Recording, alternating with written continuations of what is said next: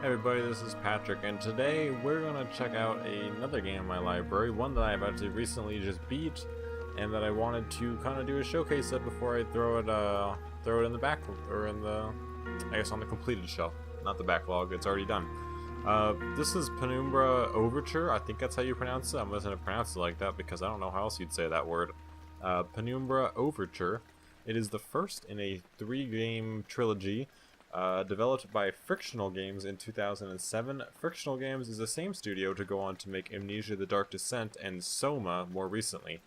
The game was received pretty well and seen as a precursor to the very highly praised Amnesia game, The Dark Descent, that is not so much a machine for pigs. That game was not made by Frictional, I don't believe, and wasn't received quite as well as the older Dark Descent was.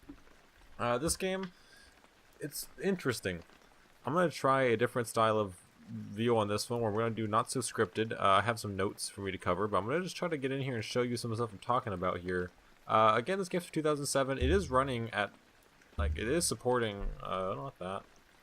Oh, that would have made, wow, okay, well that could have been super helpful. Crosshairs, I guess. So there's a couple, like, options that you do here, but it's kind of an adventure game. It's survival horror. With some like adventure game kind of elements thrown in there with like the puzzling and stuff you do. I guess it's really like old school survival horror kind of thing. Less emphasis on survival, I guess, besides just not dying. Not like your survival games nowadays. So you have difficulties. There's difficulties. I don't actually know what they change. I played on normal the entire time. I didn't really mess with that too much. Graphics I was going for. So it can play up to 1080. Plays at 1080 because it does not go to 1440, which is what my monitor is normally set to, but I record in 1080, so it doesn't really matter that much. Adds grainy rolls into get graphics. I just played all the stuff on like pretty much the basic, whatever it gave me. So I didn't mess with those too much. You can set it up to be you can set it to 1080, which is what most monitors are running at anyways now, so it's not that big of a deal. And then the game, what's interesting about this game is, I mean, the graphics are a little bit dated. The story is interesting, a little bit hard to follow sometimes, and then the real thing is like the physics system, the engine this game runs on. It runs on this weird physics engine, where like almost in a Half-Life kind of way, like Half-Life 2, where you can pick up things with the gravity gun and throw a lot of objects in the world. This game is really similar to that in some ways, but then it's just kind of not as good. It makes some interesting gameplay moments, but the rest of it's not too hot. So let's hop into something here, and we can maybe show what's going on here. I have some save spots. You can see I played this a lot over like a good couple weeks to finish it off. Let's see, where's one? I think the generator room might have an area with the enemies that I can fight in and show you just kind of the pain that they do cause. Okay, so this is the game. Graphically, it's definitely dated. It looks like coming through on the video. We're going to bump the gamma up here. Quite a bit so I can actually see in the video. We're gonna move like 2. There we go. Okay. Normally the game is much darker than this. I did bump the gamma up by quite a bit so you guys can see in the YouTube video, because otherwise, at least on my recording software, it is very dark and was not able to see. Of course, the game's normally darker than this. I was running on the first gamma and it was plenty dark, but plenty easy to see. Like, the game's pretty light for the most part. You can drop it if you really want to, but I didn't really see a need to do that. Interestingly, I think bumping the gamma up on this game like bumped it up on everything else too, which is super weird. That's really strange. Okay, so this is like graphically, it's pretty dated. You know, there's some textures that look kind of weird. This is like kind of weirdly high-res textures. It's a little bit strange, but the game revolves around the save states. I can't really tell. I think like when you go through doors and stuff and transfer to areas, it saves, and these artifacts will save. These won't give away too much. They give like a weird little story clip when you click on them. I'll show you right here. So you get that kind of scene, and then you get a little message. Says, feels like I'm leaving my body for just a moment, but not just hovering around. It's like I go to some place. What are these things? You find a lot of these throughout the game. At usually key save spots. You can, of course, like, you have this old kind of adventure game, like examine system, where it kind of pauses the whole game and you examine an object. So we have this. It's a battery symbol inside, but it's welded tight shut. If they have some kind of machine for opening these, it's not here anymore. So there's kind of a hint. This has a battery symbol on it. If I go to here, the starter motors in these old generators ran on batteries, like the one that should be here. So clearly, there's no battery here. So, you know, this is battery on it. You kind of put 2 and 2 together. This part of the game, I need to start this generator to get power to the rest of the facility. So, you know, there's some easy things you can do, like we can move the box around with this physics system, kind of drag it around. We can break simple things like this fence. And there's this very large pit here. So, I mean, you can kind of figure out what happens here. So we're going to pull out my inventory. You do have an inventory. You have some quick slots. Something to note in this game is that I felt like most of these items I never used. Like, I don't even know what the beef jerky is for. I'm assuming, I believe it is to lure some of the enemies, which are pretty much all dogs in this game, to like somewhere so you can get past them. You can just beat them with the pickaxe and it does pretty much the same. It's a real pain to do, but you can do it. Dynamite just blows things up. The lighter is useful. The lock, I don't even remember. I don't think I actually used the lock for anything in this game, even beating it. And yeah, there's some weird items that you just never end up using. So let's take the pickaxe out and we're just gonna bust through this. So the weird thing with using the pickaxe is if you can't just click and swing it. If I click the mouse, it doesn't do anything. You have to hold the left mouse button, and then you move your mouse to like lift the pickaxe up and swing it. So I can swing to the left if I go to the left, or the right if I go to the right, or I can go back and like do a punch with it. But when you do this, if you notice, because you have to move with the left mouse, you can't move your view. So when you go to swing your pickaxe or your hammer, whatever's in your hand, your view locks. So if I want to go here, I hold the mouse button down, and now I'm swinging this, but I can't actually turn the camera. So that's where fighting becomes a pain. As if a dog comes up to you, you have to try to get the right angle and then swing and hit him with it. And if he moves or anything, you have to stop and reposition, which takes a couple seconds, and you end up getting hit. And you can only take a couple hits. You have your health thing right here. Painkillers are fairly scarce. I've died quite a few times playing this game, to be honest. So we're gonna do this puzzle here. You see it drops down there. The battery comes out. You go and grab the battery, and then you climb up this thing, stick it in there, and away you go. There's another puzzle here that involves these 6 dials, or the 5 dials, I'm sorry, and you have to do them in a certain order. You pick up notes and stuff along the way, which is held in your journal or your notebook. So you have a to-do list, which is blank right now, because I haven't done the thing to trigger the new note being added. And then you have notes that you find throughout the game. So let's try to throw one. Let's do like the generator man. So this is kind of some of your, this is the kind of the hints to a puzzle here, but it's a 2007 game. Most of you have probably played it, or if you haven't, you probably never will. So this is the thing I picked up in this room here about this generator. This congratulations, you purchased from the Type 7 product line, blah blah blah, certain. Here's some improvements, electrical wear and tear. Here's the quick start guide. This is where it becomes important. Ensure the area surrounding is clear of equipment. Yep. Connect to confirm the secondary flow valve by turning the appropriate valve. Turn on the cooling system to avoid overheating. Release excess steam. Begin grease flow, turn main valve, and then pull the operation lever. So then you go back and you kind of look over here, and there's some symbols that are like, what is this? Could be hydraulics, so you think maybe that's the grease flow. What is that? It's water, maybe that's turning the water on. This looks like it's the second and then the first valve. So you kind of read through that and you kind of adjust these, and then you pull the operation lever, which is on the actual generator over here. You turn it on, and you're good to go. So that's kind of the puzzles you're going to expect. Some stuff like that. There's one puzzle in this game that was super unique and interesting to me. That was a real pain to do, but it was a really cool idea. Alright, so this is the outside. You can break a lot of small boxes like that and stuff. Another thing with the physics, and you can pick up objects and you can just throw them like that, and also knock the door shut when you do it.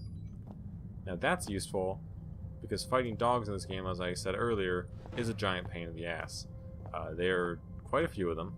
I don't know if I killed this one already. There's one in this area, if I recall. You can... Ooh. Goodness, okay, that scared me. I know he's there. So you can stealth, which does this, and your kind of screen goes like this and turns blue. If a dog notices you, you'll start freaking out and you'll like lose your stealth. Of course the game wants... There's one of the dogs over here. I don't actually recall if there is a dog in this room. I thought there was, but maybe I'm wrong. Regardless, I don't really want to fight one. They're really just a pain to fight in general. I really didn't enjoy that part of the game. That part of the game was probably the worst part, is the combat. You don't have... I mean, technically, you're probably not even supposed to fight them. You can pull over, like, heavy objects. The physics system is really cool because, like, the heavier the object, the slower you interact with it. So, like, with this giant heavy door, I can pull and open it, but it's... Oh, okay, well, I swung that one open really fast, actually. Maybe not. It is slower. It's noticeably slower. Like, this big box, I move a lot slower than I do, like, a wooden box. It's like the weight of objects is taken into account in a cool kind of way. So we got a couple doors over here. We can just open these up. Doors are interactive with the physics system as well, where you have to grab the door. You click and grab, and then you move your mouse or you can move your body to kind of pull it open. It's kind of unique. Same thing with all these objects. You left click to grab them, and then you can just hold and move them around. Right click is to throw them, like that. And you can just grab most objects. Like, oh. You know, what's funny is I don't think I even grabbed that broom when I first did this game. Because I know that there's this up here. I need this fuse on the roof. And I can't reach it. You can't jump and grab it. I wonder if that will... I don't know what this is actually. I guess I can just swing the broom, which is kind of strange. And knock this down. If I can do this, that would be really interesting to me. I don't know. Oh, you can! Okay. See, this is super cool, actually, because the way I completed this... Where's my hand at? The way I completed this puzzle and grabbing that fuse, it's kind of a puzzle, it's kind of really not. I didn't even know I can grab that broom. I never grabbed the broom when I played. I went like this, stacked a few boxes up. Somewhere like that. I just jumped up and I eventually grabbed it, which stacked some boxes. Like a couple of these boxes over here, just pulled these down. One like this, one like that, something like that. And then just got on top, grab the fuse. Easy. You can also do that, which is totally cool. Here's one of the newspaper flipping things you can pick up. This is the puzzle I was talking about. This is the big spoiler for this puzzle. It's a pain. So you get this, you read through this thing, this emergency procedures pamphlet, blah blah, and then it says like, hey, if you like something happens, here's some Morse code, A through Z, and then your numbers 1 through 9 or 0 through 9. And at first I was like, well, that's just kind of a cool piece of lore, world building. You go over here and then you get this. So we have to get into this area. There's clearly a dog over here who wants to eat us. He's very not happy with us. There he is. These guys, the biggest pain in the ass in this game. I hate them. You basically the only enemies you fight. So we can't get through here. We need a keypad. He's probably gonna get real angry at us right now. Get a good look at him. How you doing, bud? So this keypad, you jot down a note. When you click on like story object stuff you need something to, you'll jot down a note, which gives you a to-do list. So automatic gate, you need to power it. So that's when you power the generator, then you need code. We're gonna skip ahead here. You power the generator on first, then you need to get that code for it. So the code refers back to that Morse code you got. There's one more room down here at the far end of this area that we haven't gone into yet. This area, open up the side. So we get in here, pick up a radio, we talk to somebody, and then we hear that. Do you hear that? I know you do. At first I wasn't sure what that was. And then I put two together, and it's Morse code. You have to use your manual in the emergency pamphlet, and you have to count out the dots and the dashes and get a code out of it for that thing, and this repeats. It's really interesting. It's really unique. I thought that was a really cool thing. It was a pain in the ass. I never listened to Morse code before. I didn't know which one was a dash, which one was a dot. I figured it out eventually, but it's a really cool idea. Like, that's a cool puzzle. Using Morse code, like an actual Morse code, to get a, but like not really. There's no direct way telling you to do this. Like a lot of these puzzles, there's not really a direct telling you like you need something to get this. Like you just kind of find this pamphlet in one room that has some Morse code on it in some lore, like the third page. You get to read through it or click through it to kind of get to that part of the book to really understand there is Morse code in there. And then you kind of go into this next room and hear some beeping, and of course the game gives you a little hint, being like, strange, there's beeping coming out of this thing. Wonder what that could be for. And you realize like, oh shit, that's like, you get like use 2 and 2. It's really cool. It's really unique. So I really enjoyed that. That's a cool puzzle. There's some decent puzzles. A lot of it's really easy. Like I found bolt cutters. I got to cut this lock off a chain or something silly. So I'm not gonna bother getting in there and showing you the combat with the dog. I mean, you can kind of figure it out. I had to do some puzzles here that I'm not gonna. Whoa, what is? Do you see that? How strange is that? What is that picture in the top? I've never seen that either. I don't really know. It's only when I look a certain angle? I don't know what's happening there. I've never experienced that. I don't think. How bizarre. So really the dogs, I have to do some puzzling here to get them out, and it's going to take a little bit of time. And really, I kind of explained everything I want to explain with this game. You get a lot of the game visibly looks pretty similar to this. Kind of caves and abandoned mines. The game is very gray. It's extremely gray. Like this, it's kind of like everything's kind of this off hue gray. Even these things are very gray red. Like everything's very gray. This whole game pretty much. There's a lot of caves, a lot of natural cave systems like these walls. A lot of kind of this industrial, like early industrial kind of rusting, falling apart stuff. Story-wise, you're trying to find your father. You end up in a facility in Greenland. You get trapped in this underground facility and it caves in.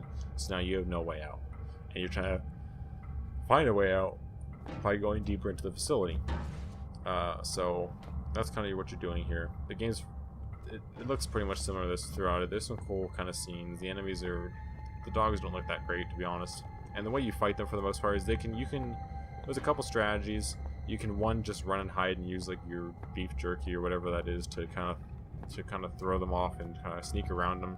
I just kind of gave that up because they're just a pain in the butt and they'll kill you pretty fast if otherwise. So what you can do is you grab objects like this. You kind of get their attention. They run at you. You just throw it at their face. It knocks them over. You run over and just start whacking them with a pickaxe, or you time it really well and you hit them when they run and jump and you knock them over. The problem with that is that if they move in any which way around you and you're like this ready to swing and then like you miss, you're just screwed for a couple seconds. We have to try to run away and like reorientate so they don't kill you. The other easy strategy, if you don't want to take damage, you can have an object like this that's usually nearby a dog. There's some kind of crate somewhere. You can jump on top and they will run and jump at you. They can't make it up here to actually hit you, so you just kind of stand at the ready. They jump and you just smack them out of the air. And then you can rinse and repeat. It knocks them down for a couple seconds and you can just get on the floor and start whacking them. It takes a good like 6 hits to kill these things, and it can be real difficult sometimes. I died many times to dogs in this game. Not my favorite part of the game at all. But that's kind of it. I mean, that's part of the game. If I show you any more, you give away story and like puzzle aspects of the game, which I don't really want to do. If you do want to play this, you get the gist of the game though. It's a survival horror game. There's not many more mechanics than this. You have a flashlight for dark areas. It runs on batteries. I never had to use a battery, I don't think, like ever. Or I guess maybe the batteries just to pick up, just refill it, I guess, because I've never seen them.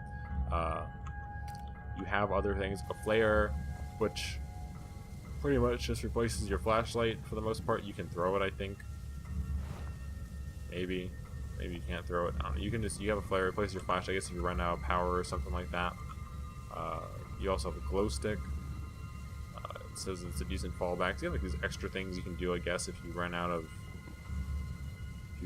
your flashlight. But I never really did. The game's really bright on the default settings, so I never even remotely ran out of flashlight juice. So it was pretty much not a non-issue. Well, then that's it. You examine things to kind of get you examine objects to get kind of clues, and examine things when the eye comes up to kind of look for things and examine what you're doing. You whack things with a pickaxe, you complete small puzzles, and you kind of descend into this cave. The atmosphere is very foreboding and very creepy. Like, if they do anything right, it's the atmosphere. Enemies are kind of scary with the noises they make, especially like when you first meet them and like you're at a distance and like you maybe not know where they are, and you just kind of walk into a cave and all of a sudden you just hear snarling from around a corner. It's a good effect. It's not bad, but regardless, I wouldn't call this game like the enemies in this game are not the strong part of this game, I would say. How about that? Let's go to the shaft and see what's in here real quick while I continue talking. Oh, okay. So here's a little farther in the game. You find these kind of worm creatures you can pick up and mess around with. You kind of find this weird facility down here. And there's another puzzle here involving that keyhole. But there's quite a bit, like, here's another kind of idea. Like, it's very gray still, and then there's more, natural cave. It's a lot of this. So that's the game. You pick up objects, you use them to solve puzzles, you examine things, you read your notes, read the notes in the world, and you kind of put things together and get some lore, as well as solve puzzles and maybe kill some dogs along the way, because you can sneak past them, but you can just kill them and take them off the picture. There's a lot of backtracking involved, so if you don't kill the dogs, you end up having to go backtrack through them, and that's just not fun for anybody. It's really a pain. Like, that was the worst part of this game, was trying to kill these stupid... Like, it's weird because they take the survival horror idea and like the Amnesia style, where you can't kill them, you have to hide. It makes it very tense. And then they kind of like give you this like, sure, you can hide and like do that, or you could just murder them, and it makes the game way easier when you just murder them. So like you want to do that, and it's a pain. It's not like it's that hard. It's just a pain in the butt most of the time with the combat system. So it's weird kind of balance. That's where the game falls short. The story is rather, oh, it's fine. Like it kept me interested. The puzzles and like the atmosphere is really cool. And the game is only like 6 hours long. I beat it in like 6 hours, something like that. It's a short game. That's why I stuck through it to the end. There was one point where I thought I might not stick through it, but I figured I was almost close to the end. I'm just going to power through. I did use a guide at the end just to kind of mainline it, because I did want to finish it and kind of see the story. And I'm just trying to get to through some games in my list here. So, and that's Penumbra. I'll probably do a recap on the second game, because I'm sure I'll go through it. I have all 3 of them. I will go through it and I'll play it. I think I should just kind of see the story through to completion. Those are newer ones that might be a little better. Hopefully the physics system is better in those, but I'm not sure, no guarantees. Let me know how you like this style of video better. If you like this, or if you like the heavily scripted style, like the maze review that I'm throwing out here very recently. So if you like that style better, I will do that. I enjoy writing it as well. But then I'm also trying this kind of more off the cuff, just kind of showcase the game style. So let me know which one you guys like. Sorry, my throat there. Let me know what you guys like, and then we'll go on and make more like that probably. So thank you guys for watching. I will see you guys next one.